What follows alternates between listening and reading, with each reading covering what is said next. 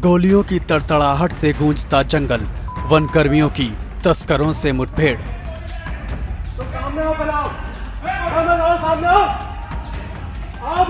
आओ। पुष्पा गैंग का हुआ जंगल के रखवालों से सामना, मुठभेड़ की लाइव तस्वीरें आई सामने।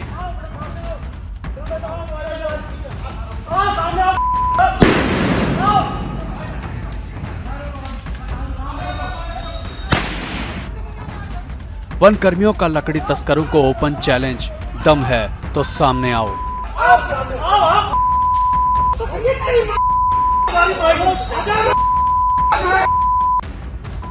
जाबाज वन कर्मियों ने जंगल के किंग पुष्पा गैंग को झुका डाला।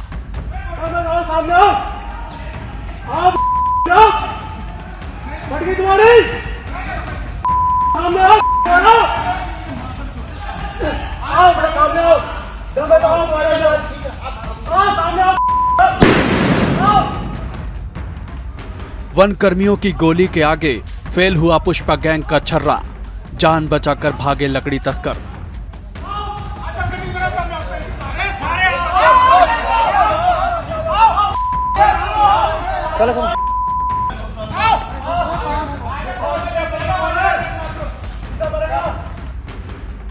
देवभूमि में माफिया और गैंगस्टर्स का आतंक बढ़ता ही जा रहा है। हरिद्वार से लेकर ऊधम सिंह नगर तक बदमाशों के गिरोह खुलेआम वारदातों को अंजाम देकर पुलिस को सीधी चुनौती दे रहे हैं। ऐसा लग रहा है मानो बदमाशों में पुलिस का खौफ खत्म हो गया है। आए दिन हो रही बड़ी वारदातों ने सूबे की कानून व्यवस्था और उत्तराखंड पुलिस को सवालों के घेरे में ला दिया है। जिन गैंगस्टर्स का कभी यूपी और बिहार में बोलबाला हुआ करता था, वो अब पहाड़ों पर अपना ठिकाना बना रहे हैं। ऊधम सिंह नगर में तो लकड़ी तस्करों की हिम्मत इतनी बढ़ गई कि वो वन कर्मियों पर ही गोलियां बरसाने लगे। घने जंगल में पुष्पा गैंग के साथ वन कर्मियों का कैसे हुआ आमना सामना, इस रिपोर्ट में एक एक तस्वीर के साथ विस्तार से जानिए।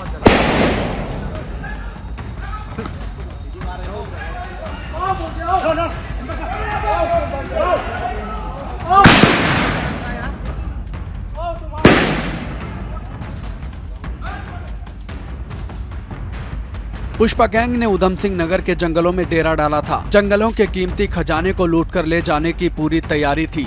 लकड़ी तस्करों ने हथियारों और औजारों दोनों को काम पर लगाया था, लेकिन इस बार जंगल के जांबाजों ने पुष्पा गैंग को घुटनों पर ला दिया।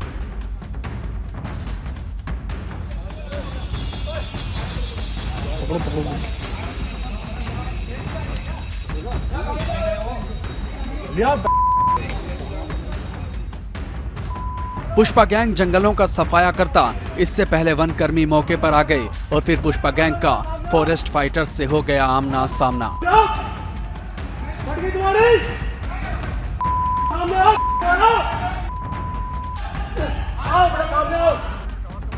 गोलियों की गूंज और तस्करों को ललकार। एक तरफ हाथ में बंदूक लिए वन कर्मी हैं, तो दूसरी तरफ हथियारों से लैस पुष्पा गैंग।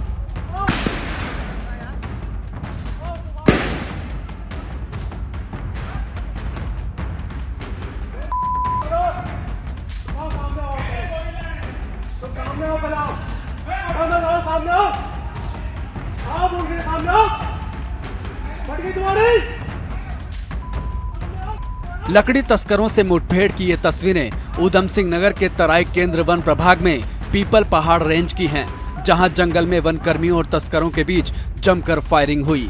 काफी देर तक दोनों ओर से गोलियां चलती रही। फायरिंग में छर्रे लगने से 4 वनकर्मी जख्मी हो गए, लेकिन वनकर्मी डटे रहे।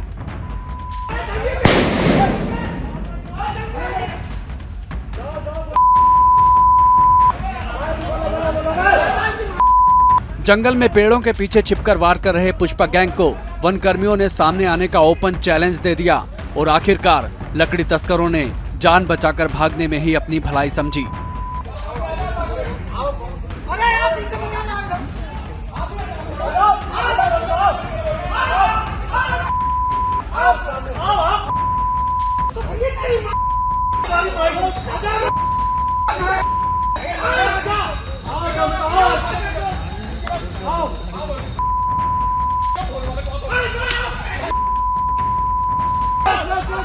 जिस एरिया में ये लोग गए उस एरिया पे हम लोग जो पहुंचे तो ये बैठे हुए थे। जैसे ही हमें देखा तो ये खड़े होकर सीधे फायर करने लगे। हमारे द्वारा भी हवाई फायर किए गए, जब इनको लगा कि हम घिर जाएंगे फिर उन्होंने सीधे फायर करना शुरू कर दिया। क्योंकि हम सरकारी सेवक हैं, हम सीधे नहीं मार सकते थे, तो ये अपना काम करके निकल गए। ये लगभग 10-12 लोग थे। मौके से एक बाइक बरामद हुई है, 2 आरे बरामद हुए हैं। दरअसल वन अधिकारियों को पिपलिया के जंगल में लकड़ी तस्करों के होने की जानकारी मिली, जिसके बाद रेंजर रूपनारायण गौतम अपनी टीम के साथ जंगल में गश्त पर निकले। इस दौरान गुलरभोज जंगल में वन कर्मियों का लकड़ी तस्करों से आमना सामना हो गया। वन कर्मियों को देखते ही तस्करों ने फायरिंग शुरू कर दी, जिसके बाद वन कर्मियों ने हवाई फायरिंग की। हालांकि इसके बाद भी तस्करों ने फायरिंग बंद नहीं की।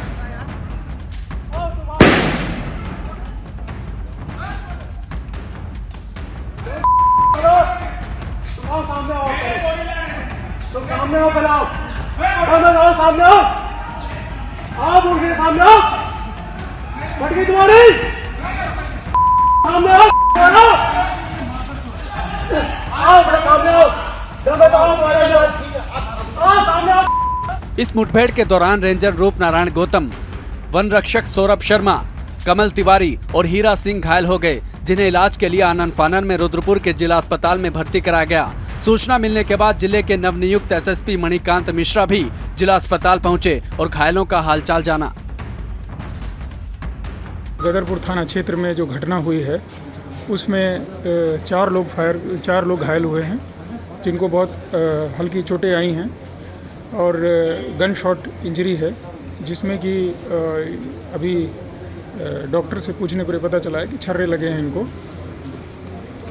और वहाँ पुलिस पहुँच गई है, वनकर्मी पहुँचे हुए हैं, जिससे उस क्षेत्र की घेराबंदी की जा रही है। डिटेल पता की जा रही है कि कितने लोग थे और अभी कहाँ से आए थे, स्पष्ट अभी बताया जाना मुश्किल है।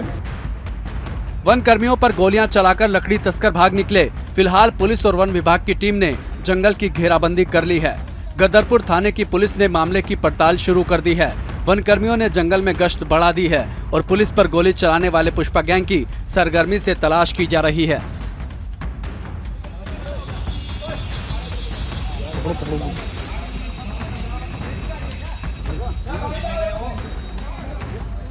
लकड़ी तस्करों को पकड़ने के लिए पूरा जंगल छाना जा रहा है। वहीं पुलिस ये भी पता करने की कोशिश में जुटी है कि लकड़ी तस्कर कौन थे और वो कहां से आए थे।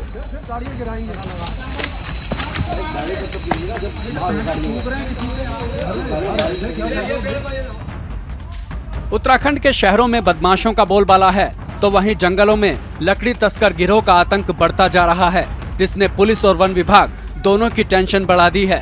सीएम धामी उत्तराखंड को भयमुक्त और अपराध मुक्त प्रदेश बनाने का दावा कर रहे हैं, लेकिन मौजूदा हालातों को देखकर ऐसा लगता है मानो उत्तराखंड में अपराधी मस्त हैं और जनता त्रस्त। देवभूमि में कानून का राज कैसे कायम होगा, ये एक बड़ा सवाल है। श्रेष्ठ उत्तराखंड पर खबरों से जुड़े रहने के लिए चैनल को सब्सक्राइब और लाइक करें, बेल आइकन दबाएं और देखते रहें श्रेष्ठ उत्तराखंड।